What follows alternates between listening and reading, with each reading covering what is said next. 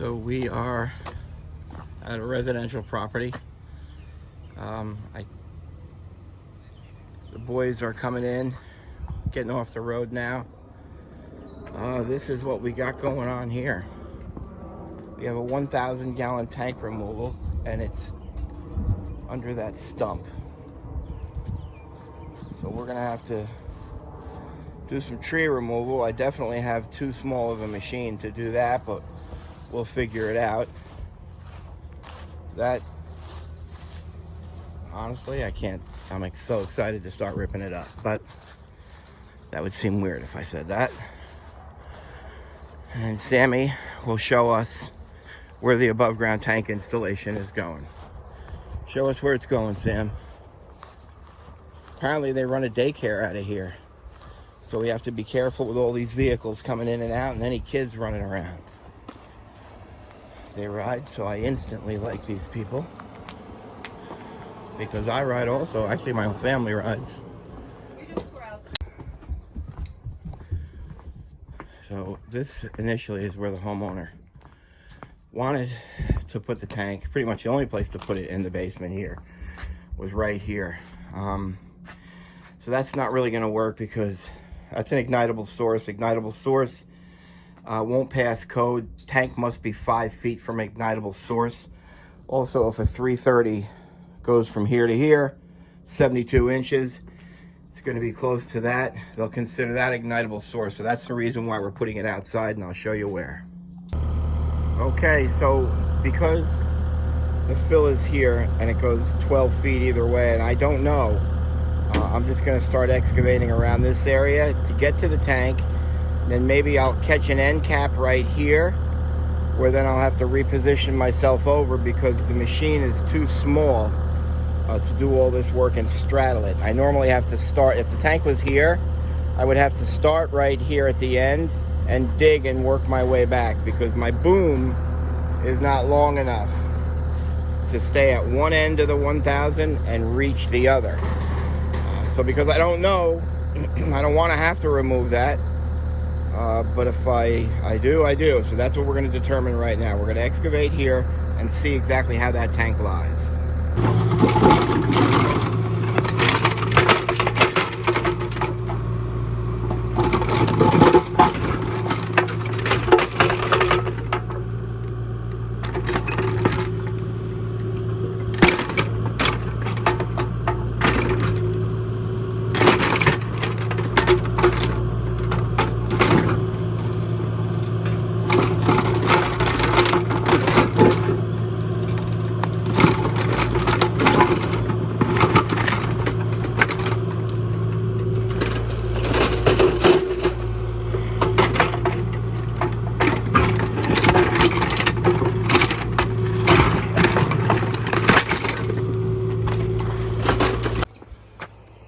We have successfully uncovered the tank.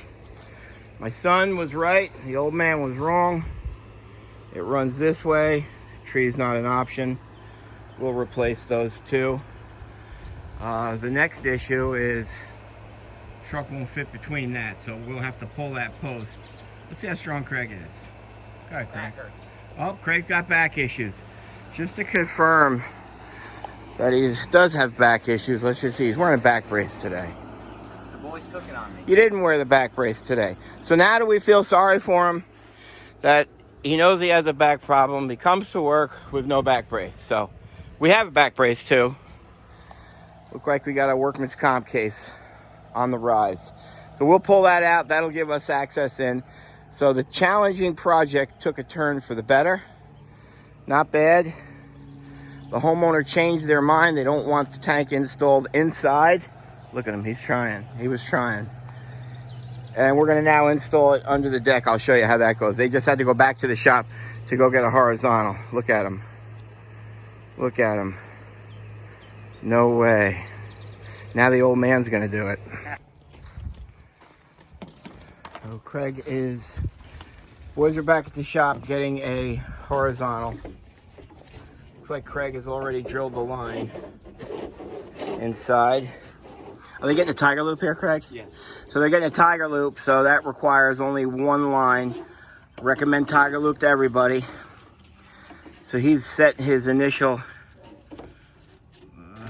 I guess it's going to be the, it's going to start there and come out here. I see you got the two down. So we'll get the level. We'll start leveling those four blocks. And when the boys come, we'll set that right in place. I'm hearing that there's 600 gallons in this. So we'll transfer 275 into the above ground, dispose of the rest, and the project continues on. Didn't really take me much to pull that out. Basically, it was one hand. Sorry, guys. It's hard, you know. He's Getting old. young guy. Actually used the machine. It's out. We're waiting. Tank's cut open. You can see we got about 600 gallons in there. We've got the blocks all set. They're leveled. Boys went back to the shop. They grabbed a 330 horizontal. Because special orders, they don't upset us. Mike's cleaning this all up now. I think Sam is working on the 6-inch leg, 1.25 inch, putting the flange on. He's already put the bottom plug in. Plug is for draining water. It's not a supply line to your burner. Once that's done, they'll set it back down. We'll bring it over, set it in place. We'll set up the hoses over to the new installation so we can transfer 330 good gallons of oil out of that. And then we'll transfer it into the holding tank over in our trailer, and we'll enter and clean. Just taking care of Mother Nature. Right, Craig? That's it. One tank at a time. How's your back? Amazing. All right. Everything's good here in Warwick on a Monday morning. All right. You got time. This tank is 311 pounds. These guys are gonna walk it over, try not to fall in the hole. Mike.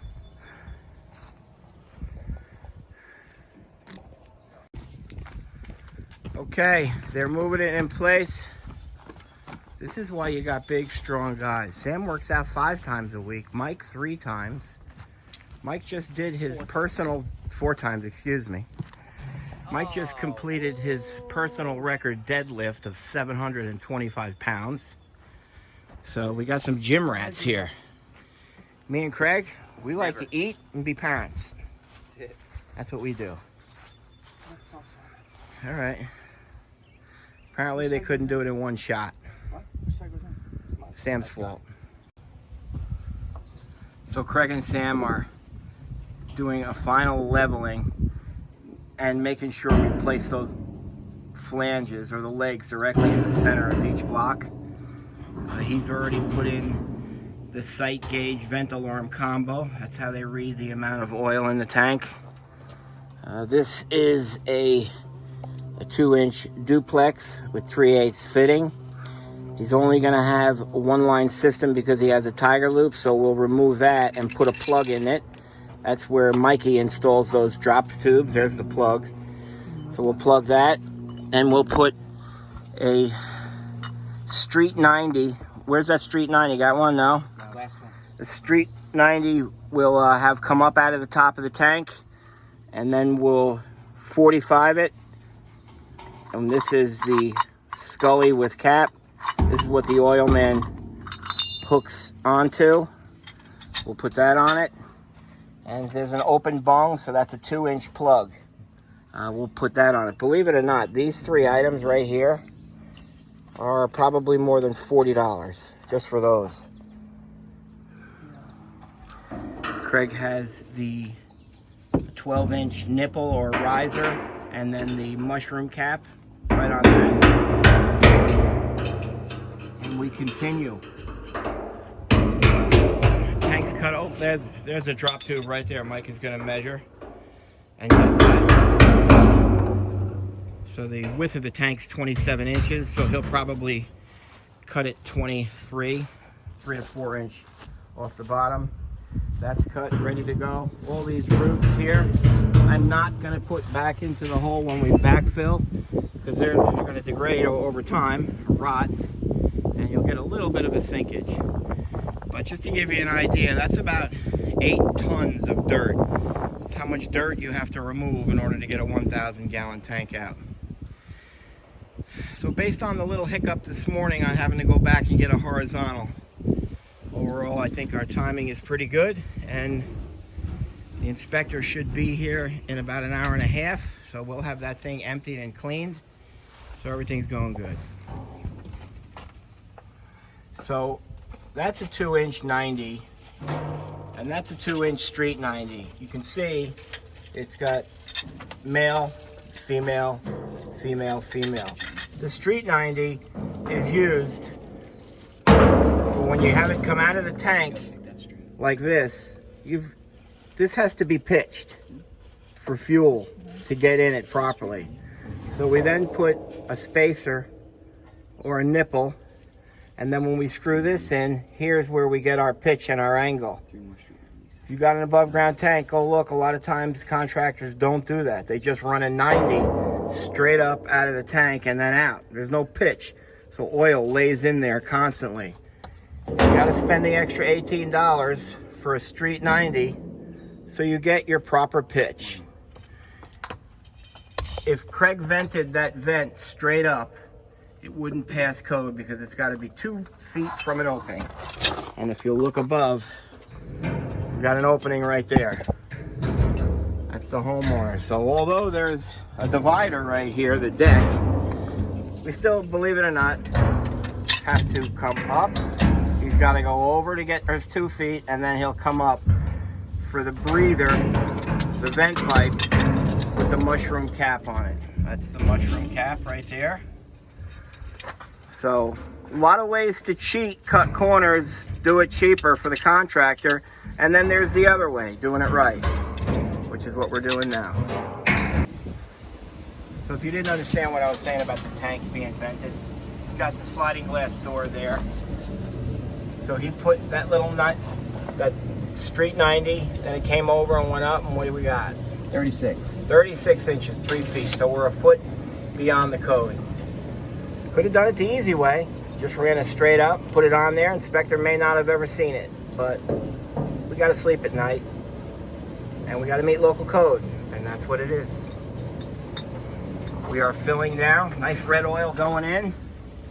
We'll get this right up to 95%, cut it off, and then we'll put the rest. Mike is still actually cleaning the tank. A tank that'll probably never be seen, but we're still going to clean it.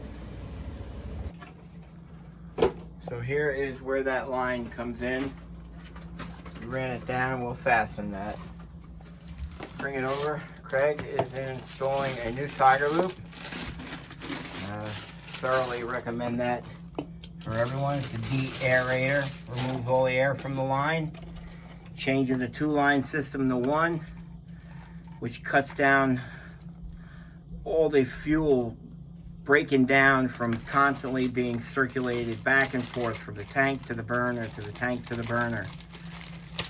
Great item. I think I get those for about $3.19, and that's all that I charge to put them in, whatever they cost me. Your handyman can do it, the plumber can do it, your oil company can do it, so you can look into that. It's called a tiger loop. You can check that out. So we'll come back and see how he's doing.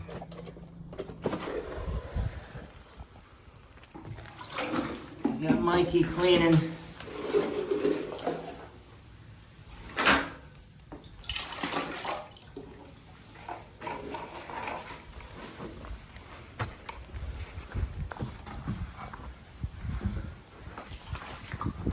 And he dries it off on a pad so nothing drips while he walks it over. He'll put it in one of those 55-gallon drums, and then we dispose of it.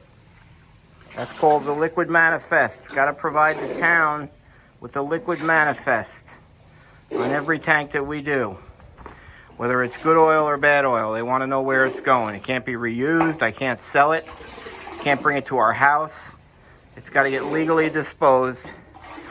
And the facility that accepts it, they write a chain of custody and a liquid manifest on the time that we brought it to them and what home it comes from.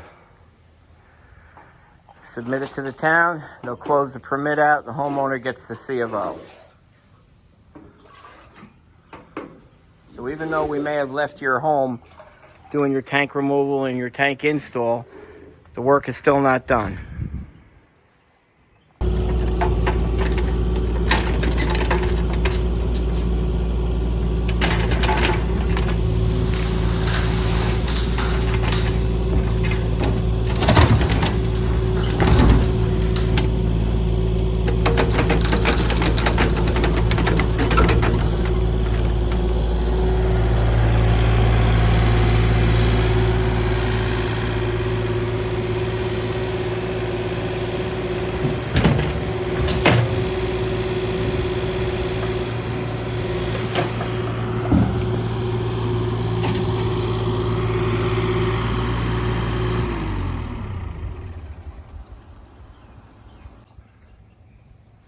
Tank is up out of the ground. We took a couple of scoops at the bottom of the tank grave. Did a PID reading, it's fine. This is the inside of the tank. That's the direct bottom, so that's where the holes would be. And you know, back in the day when the manufacturers made these tanks, they take the steel, it's rolled out, they roll it up, they weld a seam on it. You can see where it's double. Right there is the actual seam. I don't know if you can see. So they roll that over, they weld it, then they weld the end caps on.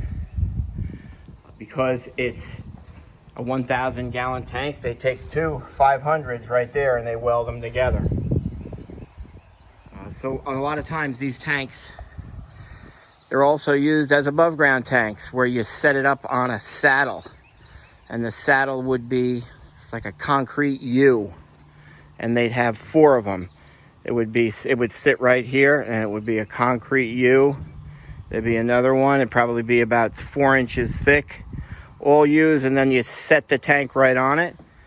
And the reason that is with this tank is because you can see. So you can see these 8 plates right there. And then down at the bottom. So that's how it would sit on the saddle. It'd loop around there and then there, and it would set right on that. So these tanks, they make them and then they use them for different applications. Inspector came, passed the tank, passed the void, passed the install. So we're going to backfill now 15 tons of product.